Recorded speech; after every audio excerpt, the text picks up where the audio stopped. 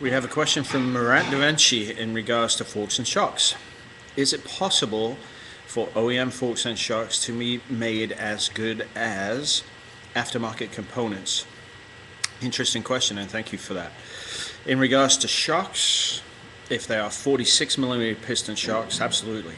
No question of that. They can be revalved, resprung, and made to be equally as good as an aftermarket shock, other than in one respect. Some shocks do offer high and low speed compression and or rebound damping. So you cannot get that sometimes on OEM equipment. However, on modern sport bikes, you do get high and low speed compression now as standard. So yes, to a large extent with shocks you can make them equally as good. The other caveat of a shock is adjustable ride height, which comes with an aftermarket shock. Now on some bikes you can go ahead and do that using shims between the shock mount and the frame. So you can to some extent do that. Obviously it's nowhere near as fine an adjustment as you can have with aftermarket ride height, but the potential is there. Now in regards to forks, it's somewhat different. If you have 25mm cartridges in your forks, yes you can make them equally as good, because you can go ahead, change the piston out, change the valving out. There's various things you can do. You can go into OEM forks that have 20mm pistons and go ahead and change those pistons out for aftermarket products, and there are many companies that, that offer those piston kits, which can make that substantially better than stock.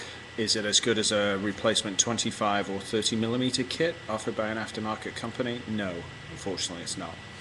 You don't have as much surface area, therefore not as much control over the fork action and the oil hydraulics. So shocks definitely, forks partially. You can get a long way with revalving and respringing stock equipment and get a significant difference for probably in the region of about $600 to $700 versus a cartridge kit of $1,400 or more.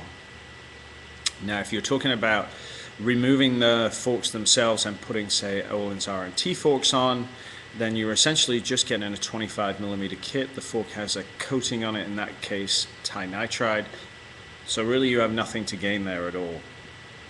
Most forks now come with coatings on the fork tubes themselves, and so you have that anti-stiction component built in there as well. Interesting question, will spark some debate, I'm sure. If you have questions, please send them to me via Facebook at Dave Moss Tuning, and thanks very much as always.